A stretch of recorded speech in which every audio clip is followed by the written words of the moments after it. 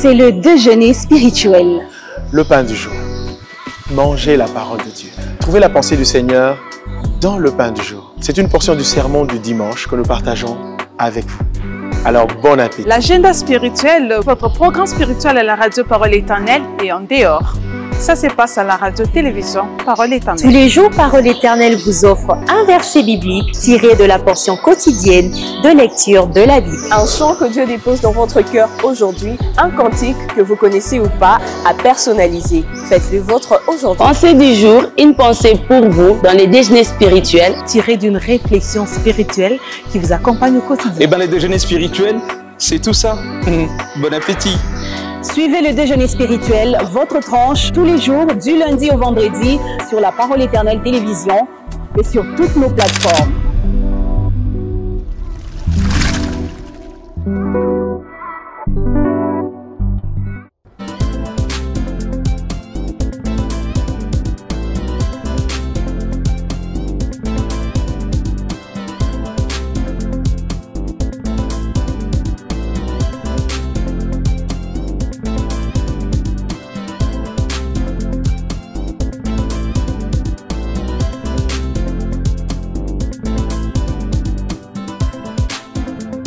Grande est notre joie de vous retrouver ce matin et nous sommes là pour vous dire quelle que soit l'énormité d'éléphant ou encore les rugissements du lion qui va jusqu'à 8 km ou encore l'envol de l'aigle qu'un homme ne peut faire.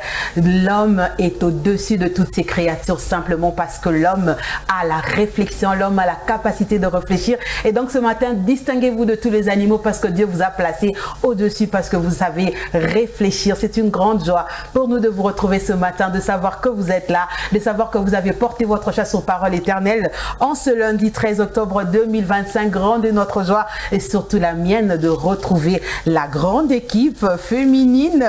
Et donc je suis très contente, je sais que de gauche à droite, je suis très bien assise et je sais qu'on va envoyer le feu ce matin, mesdames, et je crois que le ciel ne sera pas contre nous. Sœur Louise, bonjour. Bonjour à moi, Charlène. Vous allez bien ce matin? Je vais très bien et surtout contente de vous retrouver. Ça Le fait plaisir. très longtemps. Le plaisir est partagé. Ça fait vraiment du bien d'être là en votre compagnie. Et donc, prête pour entamer la semaine. Exactement. Ça ne sera pas facile. Ça ne sera pas facile, mais on compte sur la grâce de Dieu. Ça ne sera pas facile parce que vous allez réfléchir. Ok. Exactement. D'accord, je pars. Madame KMB, je vous dis que la tâche ne sera pas facile parce qu'il faut bien réfléchir. Il faut bien réfléchir. Si le lion peut rugir, moi je n'ai pas la force de rugir, mais je peux dompter ces lions. Mais en réfléchissant. Bien et sûr. on a vu les hommes réfléchir et dompter les lions. Voilà. Et nous allons observer aux eaux. Donc déjà. Ah oui. Parce que le Seigneur a donné à l'homme la capacité de dominer aussi sur tous ces animaux-là. Alors, réfléchissons. Il y a quelqu'un qui va simplement refuser et trouver que ça sera difficile, comme on dit, parce qu'on a refusé d'y réfléchir, on a refusé de se servir de son cerveau. Alors, comme vous l'avez si bien dit, pour cette semaine, servons-nous de nos cerveaux, c'est pourquoi ils sont là. Et le Saint-Esprit n'est pas du tout contre cela. Pas du tout contre cela. Nous sommes très heureuses d'entrer chez vous, de vous retrouver. Une très belle table dressée, en tout cas, je vais dire un nouveau vêtement, une nouvelle robe, hein, exactement. C'est une première fois pour moi. Nouveau décor. En tout cas. Donc, on va y aller directement. Ça sera donc avec la pensée du jour. Voilà, un moment où nous allons réfléchir. Et donc, la réalisation nous permettra de retrouver cette pensée, qui ne nous laissera pas, je vais dire, inactive. Inactive ce matin. Nous allons réfléchir autour de cette belle pensée que nous propose la réalisation.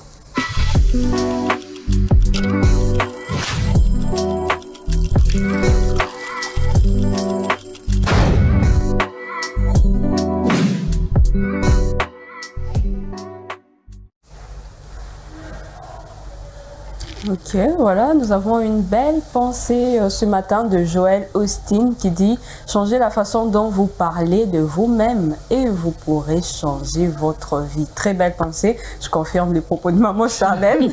Changez la façon dont vous parlez de vous-même et vous pourrez changer votre vie. Une pensée de Joël Austin qui nous accompagne aujourd'hui.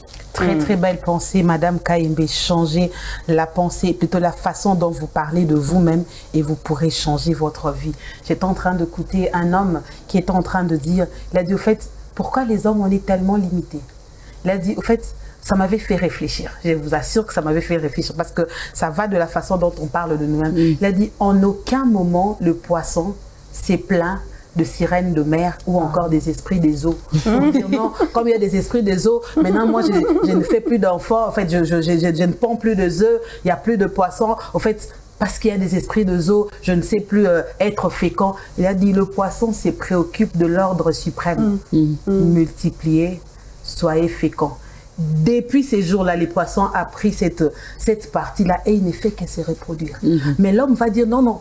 Moi, dans ma famille, quand tu atteins un certain âge, quand tu fais ceci, c'est comme ça que ça se passe. Ce n'est que normal que je souffre de cette maladie. Vous ne parlez que comme ça de vous, alors que votre ordre est venu de Dieu. Mais pourquoi vous voulez qu'un royaume terrestre puisse diriger votre façon de faire? Et pourtant, ça vient du lait céleste. Wow, quelle belle pensée. Et dire qu'hier j'étais sur une vidéo comme ça, je ne sais pas s'il y en a aussi qui ont suivi une jeune dame là elle écrivait au fait, elle écrit, elle dit depuis, quand je suis venue dans ma famille, j'avais appris ça. Mais depuis que moi je suis entrée dans ma famille, ça ne se passe plus comme ça. Il y a des limites. Je ne sais pas, vous avez suivi ça? Exactement. Elle m'a fait du bien. Avant, j'étais passée. Et puis après, je me suis arrêtée. J'ai dit, mais cette fille est en train de dire des vérités. Tout à fait. Elle dit, depuis que moi je suis venue, les choses ne doivent plus se passer comme ça. Comme vous le dites, la plupart des cas, nous échouons parce que déjà nous-mêmes, nous limitons dans nos pensées. Tout à fait. Tu regardes quelque chose, tu me ça, véritable combat. Véritable combat. Et moi, je pense qu'on doit monter. Parce que la plupart des cas, on se préoccupe plus de ce que les autres pensent de nous que de nous-mêmes. Or, on est coincé souvent, c'est parce que nous-mêmes, on dit, je ne peux pas, je ne saurais pas, je n'arriverai pas. Et qui suis-je?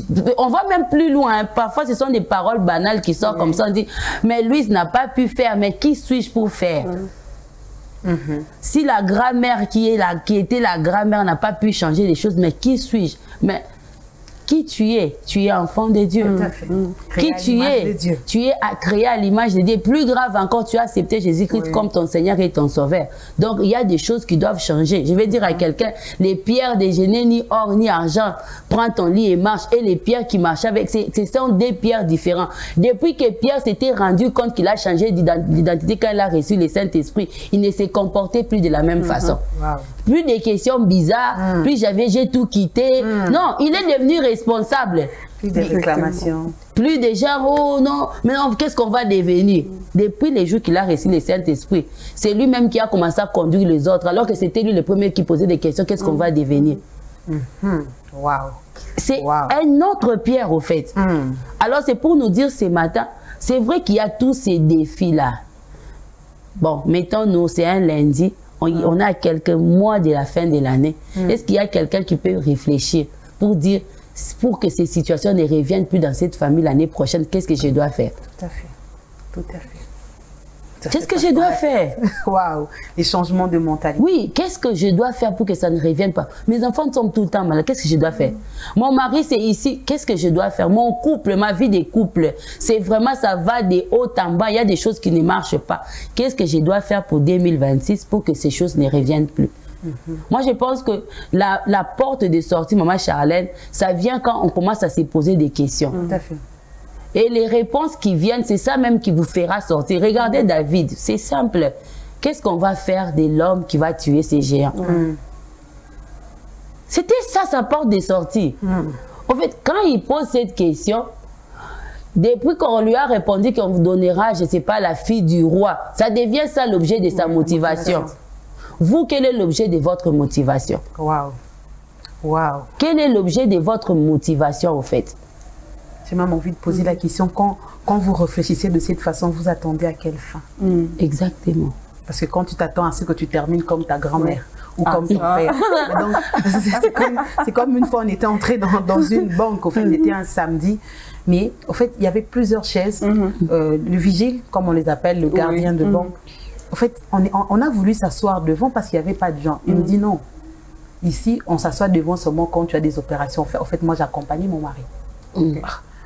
Oh non, vous devez vous asseoir derrière. On lui a posé la question, mais pourquoi? Il a dit non, parce que c'est comme ça. Comme ça que mon mari va lui poser la question. Bon, comme c'est comme ça, donc toi, tu ne sais pas réfléchir qu'aujourd'hui, il n'y a pas de gens, il y a des sièges du vide. Il n'y a personne. Tu préfères que quelqu'un reste debout. Mais comme elle ne fait pas d'opération, elle doit seulement rester Je dis, mais pourquoi toi-même tu ne réfléchis pas qu'il y a... S'il y a des gens, ok, on te l'accorde. Elle a dit, pourquoi tu refuses à ton cerveau de réfléchir? En fait, c'est ça le problème. C'est ça. Comme ton père a fini comme ça, ta mère a fini comme ça, vous savez comment ça commence. Mais pourquoi tu ne te poses pas des questions comme maman Bijou a dit, pourquoi tu ne finisses pas comme ça? Ah oui, il faudrait se poser les questions.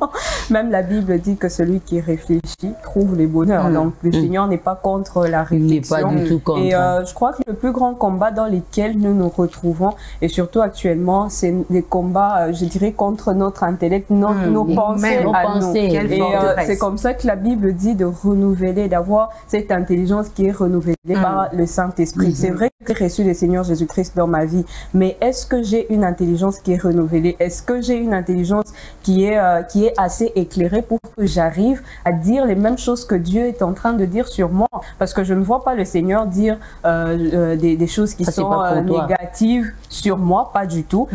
Peut-être les gens qui sont autour de moi peuvent arriver à dire des mauvaises choses et tout, comme on dit, ouais, dans cette famille, dès que tu atteins à 25 ans, c'est tout pour toi, tu ne sais plus vivre et tout. Mais est-ce que c'est ça que Dieu attend de toi? Comme maman Charlène était en train de le dire, c'est quoi la fin que tu attends de toi? Comment tu te vois au fait finir? Comment est-ce que tu es en train de te voir? Et c'est important d'arriver à, comment je vais dire, à synchroniser nos paroles aux paroles que le Seigneur a déclarées sur notre vie. Ou sinon, pardon, on va subir, c'est que X, Y personne de ma famille est en train de dire. Si quelqu'un dit que non, à 25 ans dans notre famille, on ne vit pas, alors que le Seigneur m'a promis, je ne sais pas moi, une longue vie sur la terre. Si je n'ai pas une intelligence assez renouvelée, je ne saurais pas, au fait, synchroniser ma parole à ce que le Seigneur a dit sur moi. Exactement. Il y a quelques jours, moi, je disais à quelqu'un, j'ai dit, on a dit que ton mari, dans leur famille, à cet âge, ils doivent mourir. Moi, j'ai dit à cette personne, on a dit ton mari, qui est leur enfant, mais qui est devenu ton mari. Donc, comme il est devenu ton mari, toi, si tu as des réclamations à faire à Dieu, tu vas dire, Seigneur, moi aussi, je n'ai pas envie de devenir veuve à moins de 40 ans. Donc, comme c'est mon mari là, il ne mourra pas. J'ai dit à cette personne, change la façon de faire. C'est leur enfant, oui. Mais à un certain moment de votre vie, il t'appartient aussi. C'est ton homme, c'est ton mari. Donc maintenant, change de prière. J'ai dit, mon mari ne mourra pas. Ils n'ont qu'à chercher un de leurs enfants, un autre. Mais les miens, ils ne vont pas prendre les miens en fait. Parce que quand tu acceptes ces théories, c'est comme si tu t'alliais à ça. Or, qu'est-ce que le Seigneur a dit exactement sur ton couple, sur ton foyer? C'est sur ça que tu dois t'arrêter. Amen. Amen. Merveilleuse pensée de Joël Austin ce matin qui vient changer aussi notre façon de voir, de percevoir la réalité peut-être tout autour de nous. Je vais recommander à quelqu'un de ne pas rester sur la réalité, mais de plutôt s'attacher à la vérité. Parce que la réalité peut te faire croire que personne ne peut marcher sur l'eau ou encore la mer rouge ne peut pas se diviser parce que ça ne s'est jamais fait. Mais la vérité, le Seigneur a dit, tu vas arriver de l'autre bord. En tout cas, choisis ce matin quelle partie de pensée tu vas prendre. Est-ce que c'est la réalité ou la vérité? Mais nous vous proposons pour gagner du temps la vérité, parce que la vérité ne change pas quel que soit le temps et les circonstances. C'était donc cette belle pensée qui va céder sa place rapidement au pain. Je ne sais pas si nous aurons une petite transition avant de faire le résumé du pain de toute, je vais dire, de toute la semaine passée, de la prédication qui a été prêchée dimanche 5 octobre, ici même au Centre évangélique Parole éternelle par le pasteur Guy Nzanzo. Je ne sais pas si on aura une petite transition qui nous permettra de revenir et de poser quelques pas dans ce pain du jour.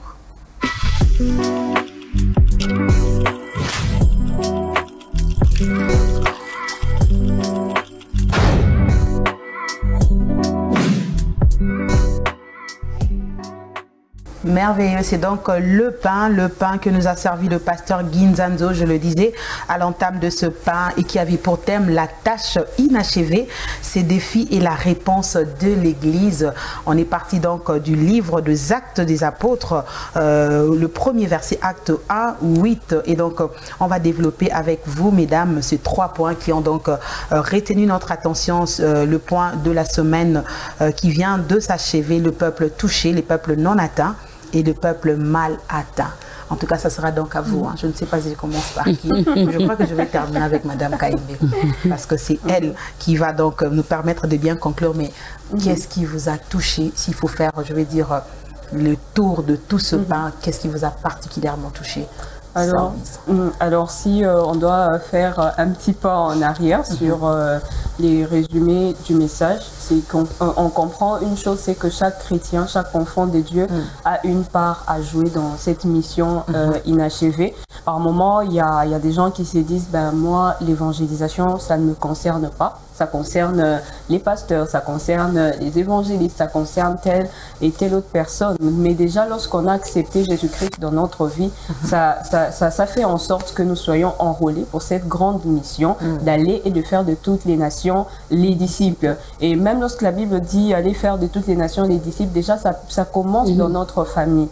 Une fois, on parlait avec le frère Alvin, il disait, il y a des gens aujourd'hui, ils se disent, bah, je suis la seule personne qui prie chez moi, je suis la seule personne qui connaisse le Seigneur dans ma famille, et ça lui fait plaisir au lieu que ça devienne pour lui un fardeau, afin de parler de Jésus-Christ dans sa famille, afin de voir ses frères, ses sœurs être sauvés. Mais pour lui, c'est une fierté de dire qu'il est la seule, elle est la seule personne, voilà, à être sauvée dans sa famille. Et aussi, on a des amis qui ne connaissent pas les seigneurs. C'est vrai qu'aujourd'hui, c'est vrai que la Bible nous dit de toutes les nations, et tout. Déjà, les nations, ça commence par notre famille, ça commence par nos amis. Donc, ça commence autour de nous jusqu'à ce que ça ira aux extrémités de la terre. Et donc, ça concerne tout enfant de Dieu. Et même si aujourd'hui, vous venez de recevoir le Seigneur Jésus-Christ dans votre vie, au fait, ça vous concerne, cette mission-là. Oui, justement, vous êtes cooptés pour cette mission. Et donc, nous ne devons pas nous rétracter, nous dire que ça, c'est pour d'autres personnes. Moi, ça ne me concerne pas. Si ça vous concerne, lorsque vous avez accepté le Seigneur Jésus-Christ, c'est que vous êtes entré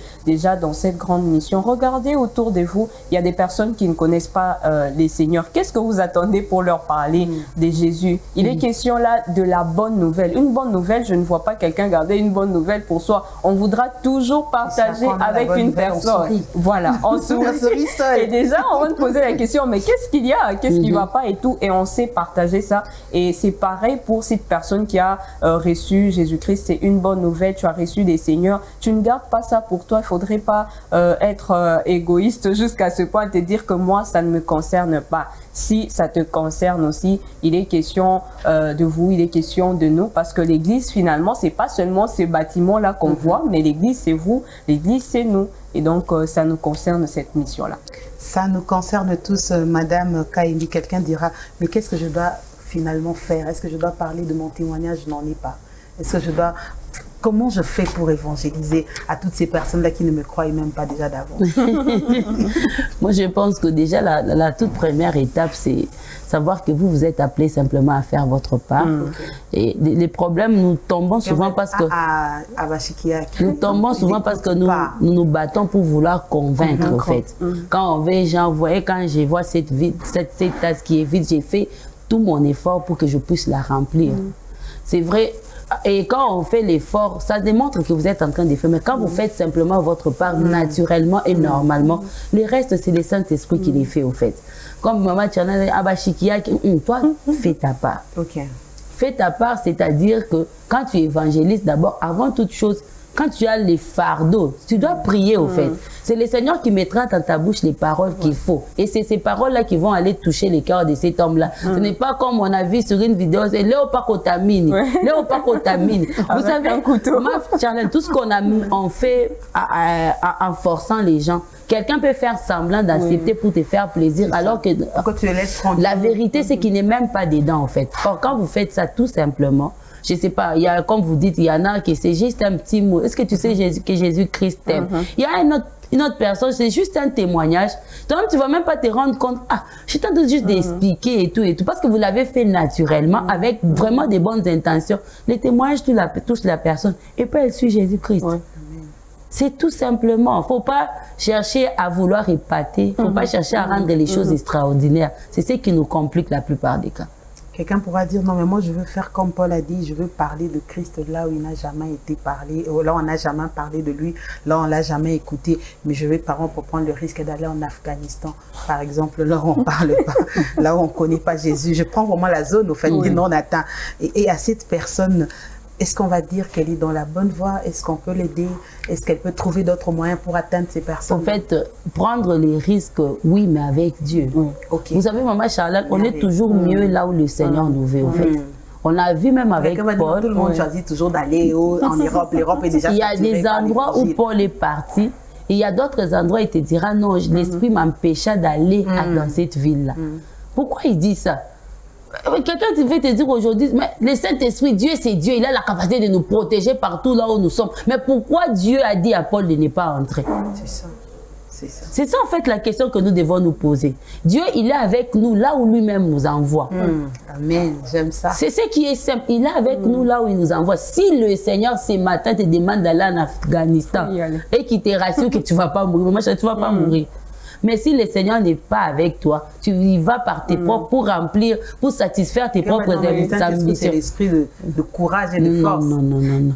Le Saint-Esprit, c'est aussi cet esprit de l'ordre qui nous parle et qui nous conduit au fait. Merveilleux. Il n'est pas seulement force, puissance, mais il est aussi cet esprit qui nous parle et qui nous conduit.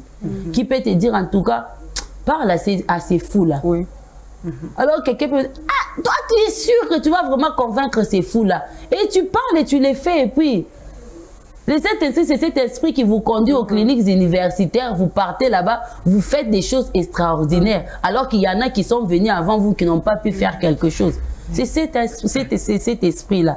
Moi, je pense que dans ces choses-là, dans les domaines de l'évangélisation, nous ne devons pas aller d'abord avec notre force, aller de nous-mêmes, avec les courages. Je vais vraiment dire ça comme ça. Un jour, mamie prêchait un mardi, là, elle disait, Bitubia Mungu, Amina Bukalamushi. Ouais. En fait, c'est ça. Quand tu veux faire les choses de Dieu avec les Bukalamushi, parce qu'on a chose à courage, au soukaka amabe. Mais quand c'est le courage là vient de Dieu, ça se transmet autrement, ça se vit autrement.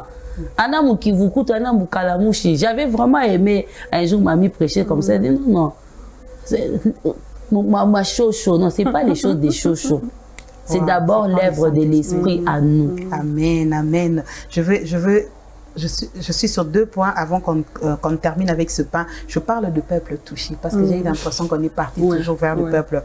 C'est ça, au fait. Moi aussi, j'y pensais. Parce que quand j'ai écouté le pasteur Ginzanzo, il parlait de ces peuples-là touchés. Il a dit c'est comme le paludisme. On a déjà eu le remède contre cela. Si les gens meurent de malaria aujourd'hui, ce n'est pas les problèmes aux chercheurs ou aux médicaments, parce que le médicament, il y en a. Une prostituée qui marche, qui se dit, moi, ma vie va finir mal. Mais Jésus était déjà là. En fait, si on entend parler de Jésus, si on doit parler de ce peuple-là touché, qui connaissent déjà Jésus, comme quelqu'un qui a la malaria, mais il y a aussi, il y a beaucoup de médicaments contre la malaria. La plus célèbre d'ailleurs, c'est la quinine.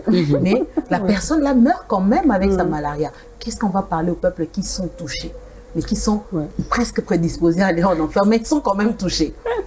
Et donc, vous êtes touchés. Tant que vous n'êtes pas encore mort, je sais que la grâce de Dieu est encore disponible. Hein? Donc, vous êtes touchés, on peut vous amener encore aux urgences. Vous pouvez encore recevoir des traitements par rapport à votre problème et tout ce qui va avec. Mais il ne faudrait pas rester dans cette position-là où tu te dis, ben, je suis malade, je vais mourir comme ça et tout. Non, la grâce de Dieu est encore disponible parce qu'il y a aussi ces personnes qui sont touchées, qui se disent qu'il n'y a plus de grâce pour moi. Le Seigneur ne sait plus m'aider. Non, le Seigneur nous aime tellement qu'il n'y a aucun péché qui ne peut pardonner. Peut-être que vous avez été touché par un péché que vous êtes en train de qualifier d'un grand péché, mais pour le Seigneur, ce n'est rien. Il est temps encore de revenir aux urgences pour que le Seigneur puisse vous prendre, pour qu'il puisse vous prendre en charge, voilà. Et aussi pour nous qui sommes là, nous avons ces devoirs-là d'aider ces personnes qui sont touchées, parce qu'on ne doit pas aussi les emmener vers la tombe.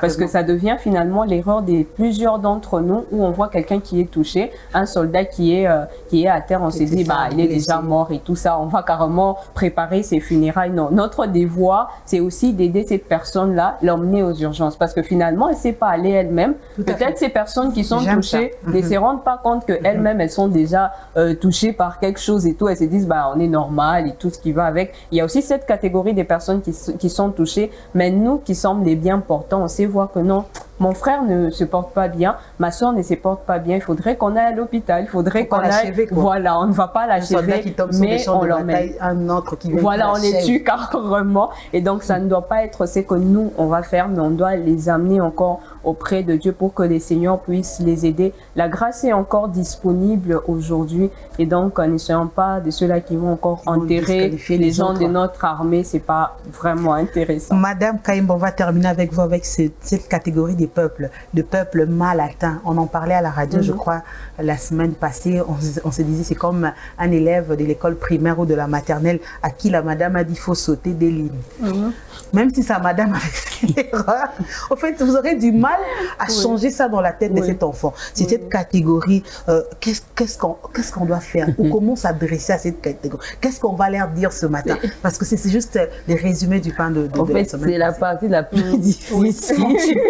Même le prédicateur lui-même a y allé dire, il a dit, les mal atteints, c'est vraiment un problème sérieux, maman Charlène, c'est un problème sérieux. Déjà dit, toi, pour guérir, il faut toujours boire du sel. En tout cas, surtout s'il était guéri. Il n'y a pas du sel cette nuit-là, l'enfant a des maux de tête.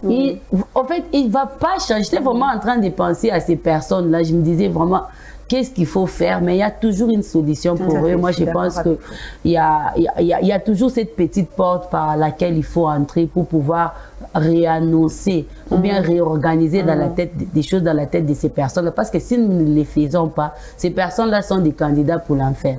J'ai aimé une prédication. Ils sont trop sincères dans ce qu'ils font. Mais ils sont dans les faux.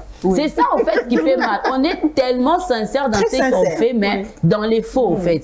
Et puis, on y donne tout son cœur. Et quand il faut les faire, on les fait avec beaucoup d'amour. Vous allez voir, Maman Charlène, cette personne-là, en train de, je sais pas, d'aller un dimanche, en train de faire des porte-à-porte, je sais pas ce que la personne fait, mais elle est dans les faux, mais elle fait ça avec tout son cœur plein dedans. Pourquoi? Parce qu'un jour, il y a quelqu'un qui s'est levé, qui a mal orienté cette personne-là. Pourquoi? Parce qu'un jour, il y a quelqu'un qui est venu, qui a dit à cette personne-là, Yesunda Pesaramabala, Yesunda Salakabo. Et pour cette personne-là, Jésus, c'est vraiment ces bâtons magiques qu'on a là, quand on clique mariage, on clique. En fait, c'est comme ça. Et pour cette personne, c'est ça. Et nous, comme la sœur Louise a dit, c'est notre responsabilité. À nous qui avons bien compris les choses, de ne pas nous lasser pour aider ces personnes à pouvoir bien comprendre les choses. Et en dehors de ça, moi je pense que en dehors du fait que nous devons parler, nous devons aussi prier. Parce que dans les têtes de la plupart des personnes, ce sont des forteresses qui se sont installées. Sérieusement. Ce sont des forteresses qui se sont installées et c'est difficile de se battre contre des forteresses seulement par la parole. Moi, je pense que la prière aussi a un rôle à jouer pour préparer les terrains. Sinon, c'est compliqué. Ça ne passera pas, ça ne sortira pas. Merveilleux message. Je crois qu'on a terminé. On a terminé parce que à un certain moment, vous savez, comme je vais conclure pour dire, on n'a pas toujours aussi besoin de parler. On peut aussi faire comme Philippe. Petite sortie, quelque chose de bon de Nazareth. Je n'ai pas beaucoup à te dire, Nathanaël. Viens. Carrément. À quelqu'un qui est mal atteint, amenez-lui à la vérité. Exposez cette personne. Waouh. Très bon système. Je crois que c'est aussi une très belle méthode. Vous savez que la personne est dans le faux. Faites un effort de la vérité chez vous. Même si vous n'allez pas parler, laissez le Saint-Esprit faire sa part. Parce que c'est le Saint-Esprit qui convainc du péché, du jugement et de la justice. Comme notre papa, le pasteur Guillaume, aime bien toujours le dire. Il dit à quelqu'un qui ne connaît pas le Seigneur, ne viens pas avec de condamnation, ça ne marchera pas.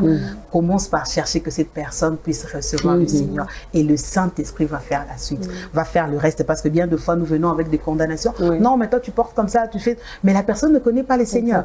Commencez par présenter, commencez par les débuts. Et le Saint-Esprit qui convainc du péché, de la justice et du jugement va continuer son travail. Mais on peut aussi préparer les terrains en commençant par prier et exposer carrément la personne à la vérité. Et Dieu fera sa part. C'était donc ces grands pains, la tâche inachevée, ces défis et la réponse de l'Église. On va donc terminer avec ce pain, tout en prenant le chant nouveau qui sont pour nous de souffler un peu avec ce que le Seigneur va déposer dans nos cœurs. C'est peut-être un chant que vous chantez déjà, mais aujourd'hui le Seigneur a réservé certainement un bon message pour vous afin de bien commencer cette semaine. Nous prenons le chant nouveau tout de suite.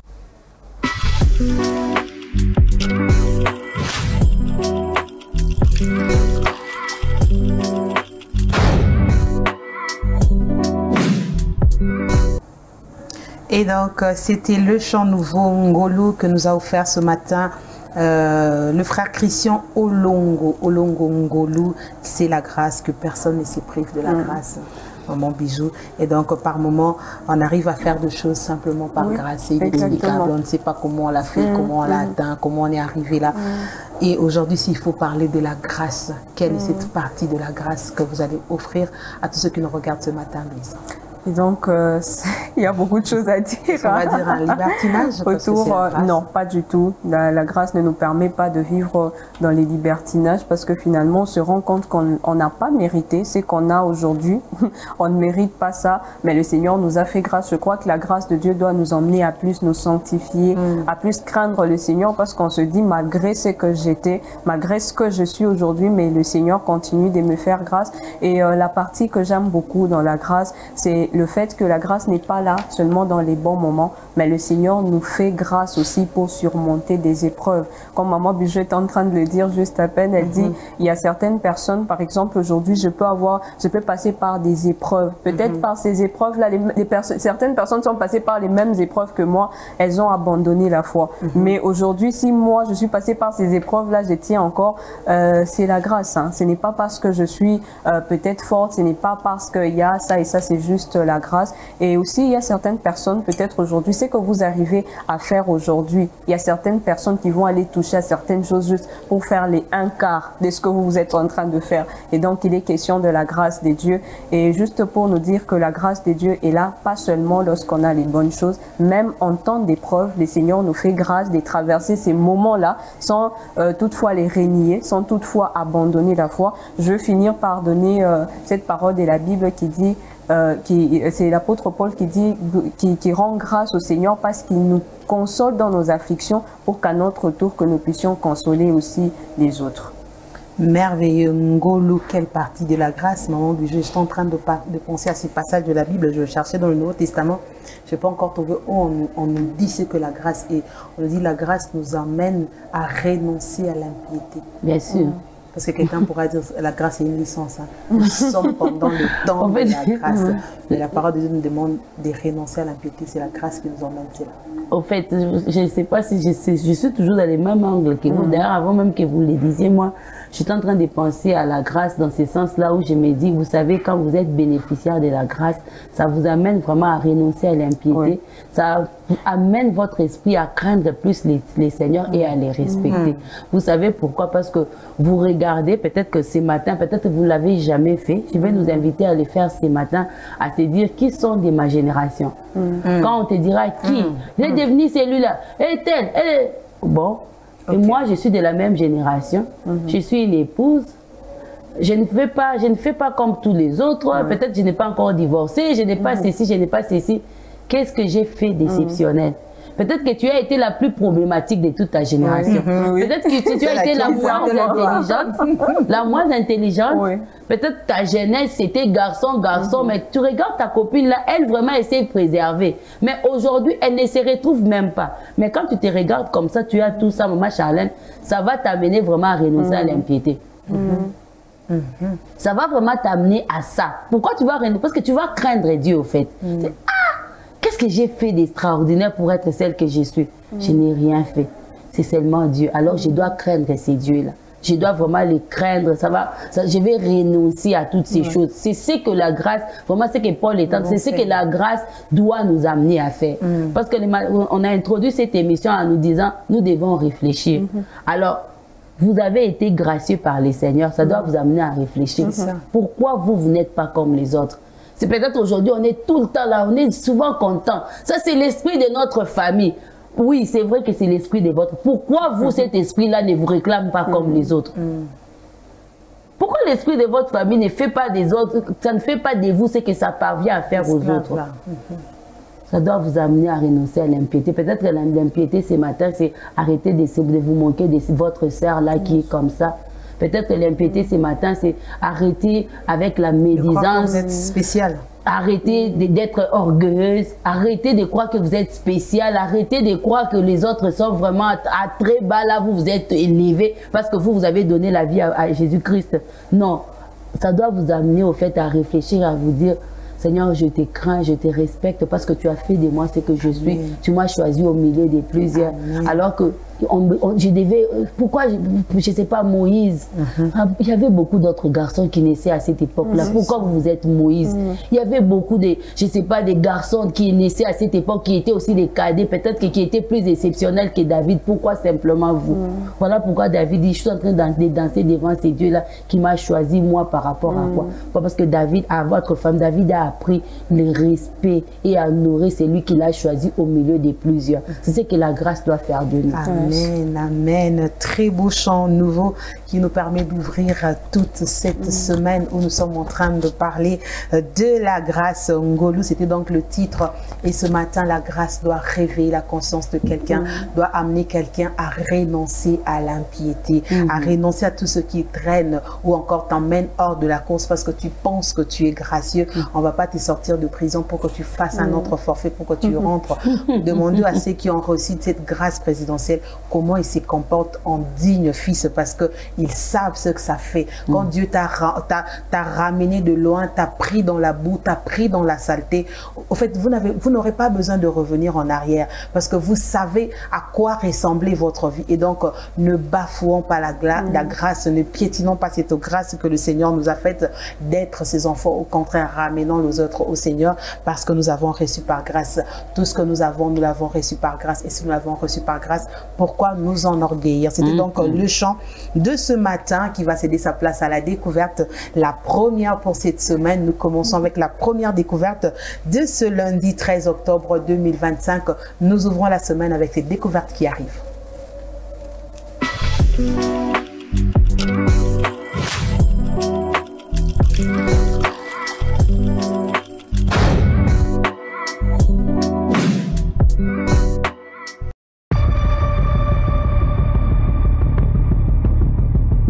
Alors, je me présente, je m'appelle Ngalamakoudi Abigail. Je suis une étudiante en architecture, mais aussi entrepreneur. J'ai commencé mon business, on va dire, en juin 2023. Mais l'idée date d'il y a bien longtemps, très longtemps même. Quand j'étais à l'école primaire, je voulais déjà toucher à quelque chose. Je voulais me faire de l'argent rapidement. Je voulais être indépendante. Et en juin 2023, quand j'ai commencé par commander des sacs. Et mon capital, je me souviens, c'était 100 $. J'ai commencé avec 100 $ de capital. J'ai commandé des sacs que j'ai revendus et après, avec ce que je me suis fait, j'ai commandé des chaussures après. Mais je sentais que c'était trop tout le monde. Voilà, donc quand on voit la boutique, on ne me voit pas moi. On ne voit pas une certaine personnalisation, une certaine unité, vous voyez. On voit, tout le monde vend des sacs, tout le monde vend des chaussures. Donc, je voulais un peu me démarquer et je me suis dit, quoi de mieux que de faire quelque chose de mes mains, directement qui sortait de moi, quelque chose qui vient de ma tête, quelque chose que je crée et que je produis. Alors, j'ai voulu faire des sacs en perles, mais je n'avais pas eu les bonnes formations et j'ai décidé un jour de commander des perles pour une fois. Et c'était avant un marché, le marché des entrepreneurs de Ubuntu, qui se passe au musée. Et j'ai commandé les perles un jour avant le marché. Je me suis dit, je tente le tout pour le tout et je m'auto-forme en une seule journée. Et ce jour-là, je n'avais pas dormi. Je me souviens, j'avais passé toute la journée dessus. Je me suis dit, il faut que j'apprenne à faire des bracelets personnalisés. Comme ça, quelqu'un viendra, il dira, moi je veux un bracelet qui me ressemble, qui me correspond, quelque chose qui a mon nom, quelque chose qui est moi. Alors, j'ai appris avec des vidéos YouTube, TikTok, etc. J'ai appris et le lendemain, au marché, j'ai fait mes premiers bracelets à mes vrais clients. Et parce que la veille, j'avais fait mes premiers bracelets, mais vous voyez, quelque chose qui sort de l'auto-formation, moi-même, je ne me prenais pas au sérieux. J'ai fait pour les gens de ma famille. Eux-mêmes, ils ne me prenaient pas au sérieux. Ils se sont dit, bon, c'est des bracelets en perles, voilà. est arrivé au marché étonnamment. Les bracelets en cartonné. J'ai pas compris comment. Je sais pas si c'est le prix ou si c'est... Je ne sais pas. Et ils ont cartonné. C'était étonnant pour moi-même. Jusqu'à ce que j'avais plusieurs boîtes de perles, de lettres, etc. Mais je suis rentrée chez moi vite. Je dirais que ce mois-ci, en avril, ça fera 1 an que je fais ça. Oui, 1 an exactement. Souvent, les gens, ils prennent pas le travail, ils se rendent pas compte de la valeur du travail et de ce que je fais. Parfois, ils banalisent un peu. C'est que des bracelets, c'est que des perles, c'est pas n'importe qui peut le faire, voilà. Et la plus grande difficulté que je rencontre, je dirais, c'est au niveau des commandes. Je vends mes bracelets souvent à 5 000 francs la pièce et vous imaginez qu'une commande d'un bracelet avec une livraison, c'est pas très rentable. Donc c'est que quand il y a 8, 9, 10 commandes par jour que oui, je sens vraiment le coup, oui, je viens de faire des commandes.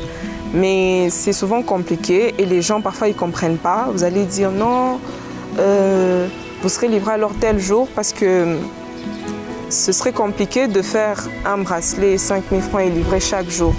C'est un peu compliqué. Alors, quand je vois qu'il y a des commandes individuelles comme ça, de 1 ou 2 bracelets, j'essaye de les condenser en un seul jour de la semaine et puis les livrer tous au même moment. Mais les gens, parfois, ils ne comprennent pas. Non, moi, je veux seulement demain et tout ça. C'est un peu compliqué d'expliquer. Et aussi, parfois, quand les gens ils mettent un visage à ma boutique, donc moi, ça crée une certaine réticence. C'est un peu...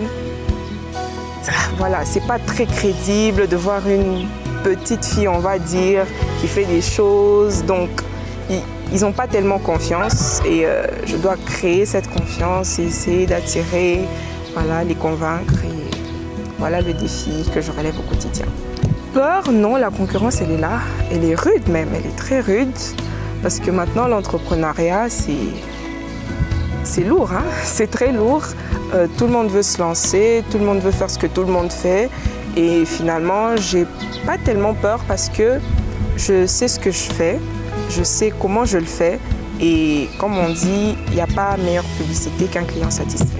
Et voilà, c'est la découverte de la semaine, la découverte avec laquelle nous ouvrons cette semaine, la fabrication de bracelets. Oui, en perles personnalisées. Oui.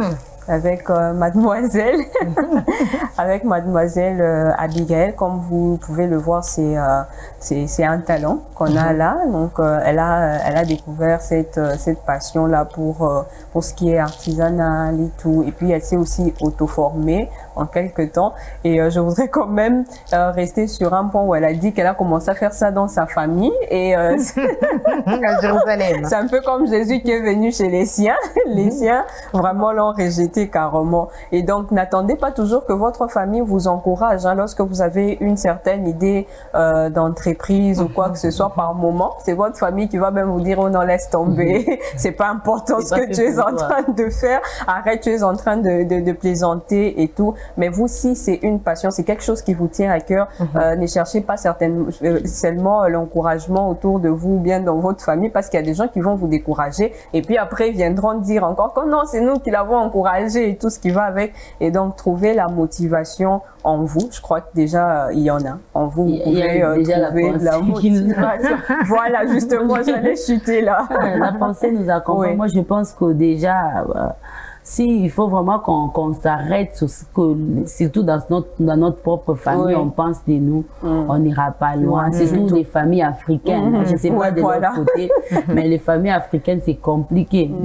Toi, vraiment, jusqu'on a même vu les parents ne pas croire que leurs enfants iront traîner dans leur mariage. Vous imaginez? Toi, tu n'es pas faite pour les mariages. Je vais prendre carrément la dot, je vais garder. C'est pas, je suis sûre. On a vu ça et quand vous le dites là, vous devez vous-même croire en vous et déjà que nous sommes enfants de Dieu, on croit en nous, non pas par rapport déjà à nos propres motivations, mais nous croyons en nous parce que nous avons reçu une parole de la part de Dieu. Nous croyons en nous parce que le Seigneur nous a rassurés que nous sommes capables, en fait. Vous savez, moi je me dis que les jours que Moïse, au fait, a une discussion avec les seigneurs, ça a changé sa perception de foi. Voilà pourquoi même il s'est rendu jusqu'en Égypte. Hein. C'est qu'il avait vraiment, là à l'intérieur, ça avait déjà bougé. C'est comme si on a pris les téléphones, comme on dit, on désinstalle les applications. Quand le Seigneur est passé par là, il a réinstallé autre chose dans la tête de Moïse. Et quand il arrive en Égypte, ce n'est pas le Moïse qui avait fui pour la première fois, c'est un autre Moïse, en fait. Et moi, je pense que quand déjà le Seigneur a déjà réinstallé d'autres choses dans votre tête, vous ne devez pas vous arrêter sur ce que vos parents, les membres de la famille pensent de vous, mais continuez avec le Seigneur et ils finiront, comme la sœur Louise a dit, il y a toujours quelqu'un qui se pointe de là. Moi, je t'avais encouragé, alors qu'il n'avait jamais fait ça. Wow. La fabrication de bracelets. Vous aussi, vous vous lancez dans quelque chose à partir de vos mains? On va voir. Même masser le cheveu, on ne sait jamais. Des astuces sur les cheveux, ça fait toujours du bien. Quelque chose dans lequel vous vous lancez, la cuisine. La cuisine, oui. Ce que vous préparez déjà bien. Vous savez, ça peut devenir une passion. Exactement. Finalement, une entreprise. Oui, on ne sait jamais. Exactement. Il y a beaucoup de dons. La parfumerie. Voilà, avec les frères Idriss, ils ont ces dons-là de détecter les odeurs. Oui. Et donc, nous terminons avec cette belle découverte, la découverte qui a ouvert la semaine. On va donc prendre mon agenda, c'est ton programme, le programme que tu vas noter, que vous allez noter dans vos agendas, dans vos calepins. Prenez donc vos stylos, nous prenons quelques rendez-vous ici.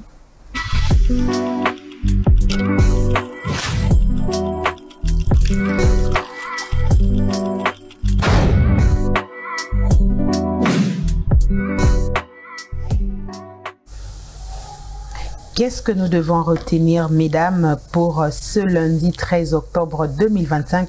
Je veux commencer par les informations ou le communiqué qui ne seront pas encore actuels. Hein. Vous comprenez, pour pas mettre quelqu'un comme un petit matraquage, qu'est-ce qu'on va retenir pour venir finir avec le communiqué qui nous concerne de très près aujourd'hui? Et donc, l'actualité reste sur l'école d'intercession qui arrive du 3 au 8 novembre 2025. Ça sera ici à la Parole Éternelle, donc on va se hâter. Les inscriptions sont déjà ouvertes, ont déjà commencé. Et d'ailleurs, vous pouvez même faire votre réservation.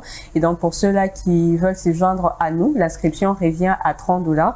Et dans les 30 $, vous avez droit à la formation et aussi au livre. Et donc, le thème sera les dons spirituels, armes puissantes et des dangereuses. Voilà, je voulais dire armes puissantes et dangereuses. Ça sera avec le pasteur Eva Kassanda. Et donc aujourd'hui, ou encore cette édition, nous viendrons encore apprendre sur les dons spirituels. Très important à retenir dans nos agendas. Avec vous, sœur Louise, on va encore parler de l'agenda. Madame Kaïli viendra terminer avec la lecture. Et donc aujourd'hui, qu'est-ce que nous devons retenir? Et donc cette semaine, nous rentrons dans comment je vais dire, la semaine elle est ordinaire. On se retrouve dans nos cellules déjà à partir de 17 h pour certaines cellules, et d'autres cellules c'est déjà à partir de 18h00. Et donc ces moments où on se retrouve en petits groupes et tout, l'église à la maison, c'est aussi important. Ça nous permet de renforcer notre communion fraternelle. Et donc pour vous qui venez d'intégrer l'église il n'y a pas longtemps, ou peut-être vous êtes à l'église, vous n'avez jamais eu l'occasion d'être en cellule, et donc passer à l'église, il y a le Val, vous allez regarder l'adresse de la cellule qui est la plus proche de chez vous, ou peut-être que vous voyez un frère, une sœur dans votre quartier, mais posez la question. Si vous n'allez pas bien sûr avoir le temps de passer à l'église, posez la question à un frère ou une sœur qui est dans votre quartier, et à 17 h ou à 18 h, vous pourrez vous rendre dans votre cellule respective. Merci beaucoup, sœur Louise. On va aussi retenir 8 ans de la communauté anglophone. On m'a laissé entendre qu'il y aura une session, je ne sais pas moi, qui va commencer déjà du 4 au 9 novembre. On va donc noter que ça sera la même période que l'école d'intercession. Et donc, mais ces programmes se passent dans la soirée. Donc, du 4 au 9 novembre, la communauté anglophone va célébrer ses 8 ans. Nous reviendrons certainement avec beaucoup de détails. On va donc passer au verset du jour, ces versets qui ouvrent la semaine. semaine. Signalons que nous sommes encore dans l'évangile de Matthieu que nous avons entamé il y a quelques semaines en arrière. On va prendre le verset du jour et on se retrouve juste après.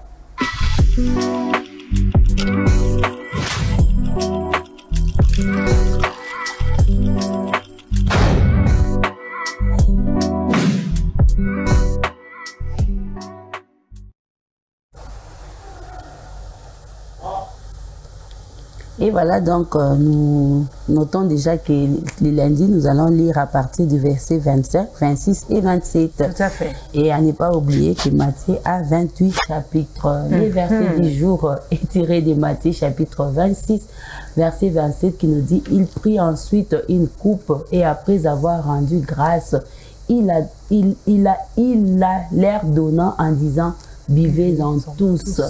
Il prit ensuite une coupe et après avoir rendu grâce, il a l'air donnant en disant « Buvez-en tous ». Matthieu chapitre 26, verset 27. Comme d'aucuns aiment le dire, c'est le jour où on est en train d'instituer l'église. C'est là que ça a commencé, cette scène qui se passe dans un climat froid. Calme. Il faut le dire comme ça. Il faut regarder. Qui n'a pas regardé les films de Jésus-Christ?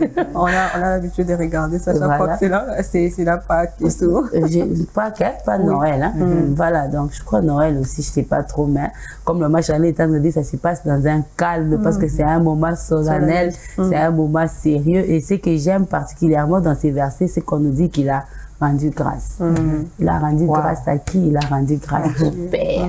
Avant toute chose, il rend grâce.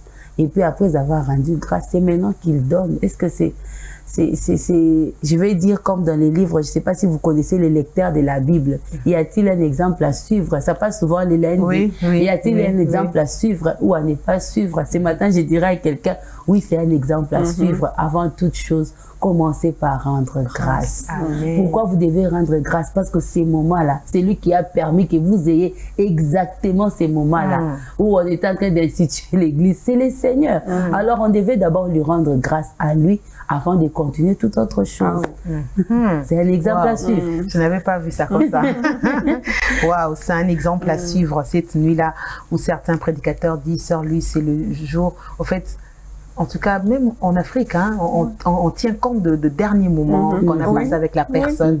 Et parce que le Seigneur est en train de donner aussi les derniers enseignements. C'est la même nuit où il a donné l'enseignement de laver les pieds. C'est cette même nuit où il va dire tout ce qui va se passer après. Et ce matin, s'il faut tirer, je sais pas moi, une petite leçon en rendant grâce, qu'est-ce qu'on peut dire à quelqu'un qui se dit, ben, moi je veux le trouver comme ça. Je n'ai pas besoin de rendre grâce. Je veux rendre grâce, pourquoi? Et donc, s'il y a un exemple à suivre, je dirais, en toutes circonstances, nous devons rendre grâce à Dieu. C'est très important parce que Jésus-Christ lui-même, à chaque fois, il avait toujours cette habitude-là de rendre grâce. Lorsqu'il devait multiplier les pains, il a commencé par rendre grâce parce que dans les actions des grâces, il y a toujours quelque chose qui se cache, quelque chose qui se cache derrière. Et donc, aujourd'hui, nous devons rendre grâce à Dieu. Peut-être pour une personne qui passe par des moments non favorables, il y a de quoi rendre grâce à Dieu. Amen. Il y a quelque chose qui se cache derrière le fait de rendre grâce. Il y a quelque chose qui se passe derrière les actions de grâce. Matthieu 26, 27, c'est donc la lecture du jour qui nous permet de mettre un point final à ce déjeuner. Mais je ne vous laisserai pas partir, madame. On va rendre grâce. Alors, waouh, ça c'est vous. Non mais je sais pas, faites-les comme vous voulez hein, pendant 30 secondes, je sais pas au moins 20 secondes parce que les temps par moment nous échappent aussi, hein, un petit temps et puis on va se séparer. En fait, je veux dire à quelqu'un ce matin, il nous reste plus que 2 mois pour dire bye bye à l'année 2025. Ne privez pas votre cerveau de pouvoir réfléchir. Sinon, ces choses-là ne partiront jamais. C'est en réfléchissant qu'on a des solutions. Elle se disait en elle-même, elle était en train de réfléchir. Et quand elle est sortie, elle est allée droit vers le but. Parce qu'elle a pris le temps de réfléchir. Amen, amen. J'aime ça. J'aime ça, j'aime ça. Comme un homme disait, un homme qui trouve, une femme trouve les bonheurs. Mais les femmes nous amènent à réfléchir, en fait. Donc, le bonheur se trouve dans la réflexion. Parce qu'une femme, alors que vous manquez du pain à la maison ou du lait, peut te demander de lui payer une voiture. Ça t'amène à réfléchir. Hein. Tu te dis, mais elle se moque de moi, elle se fout de moi. En fait, il ne faut pas prendre ça comme ça, il faut réfléchir. Mais qu'est-ce que je dois faire au-delà du pain? En fait, la femme, elle est là pour ça. Elle doit t'emmener à réfléchir. Elle doit t'emmener à réfléchir. Et quand tu vas réfléchir, c'est en ce moment-là que tu trouves le bonheur. Voilà. Donc, ne prenons pas la réflexion. Justement, on ne doit pas se priver de la réflexion. Ça va acheter des câbles, maintenant elle a coupé les cheveux. Après avoir dépassé 500 $, elle a coupé les cheveux. Et donc elle t'emmène à réfléchir. Sœur Louise, un mot de la fin et on va se dire au revoir. Alors pour moi, un mot de la fin, je vais partager ce verset que j'aime beaucoup. Ayant les regards fixés sur Jésus. C'est lui l'auteur et le consommateur de notre foi. C'est vrai qu'il y a plusieurs choses qui se passent autour de nous, mais gardons dans notre objectif le Seigneur Jésus. Merveilleux, merci beaucoup mesdames, bon début de semaine. Merci d'avoir partagé cette table avec moi. Merci de m'avoir invité parce que ça faisait quand même longtemps. Et donc merci beaucoup. Je vous fasse réfléchir. Je vous souhaite de passer une excellente semaine. Merci. Merci beaucoup. Merci également à vous, Papa Dan. Et donc, réfléchissez aussi parce qu'aujourd'hui, certainement, vous trouverez des questions à la maison qui vous emmènera à réfléchir. Nous appelons tous les auditeurs, plutôt les téléspectateurs, tous ceux qui nous suivront de par les réseaux sociaux à réfléchir parce que c'est en réfléchissant que nous trouverons le bonheur. Restez branchés, les programmes continuent sur Parole Éternelle Télévision. On se retrouve demain à 8h00 avec le même et réel plaisir. En attendant, portez-vous bien, que le Seigneur vous bénisse.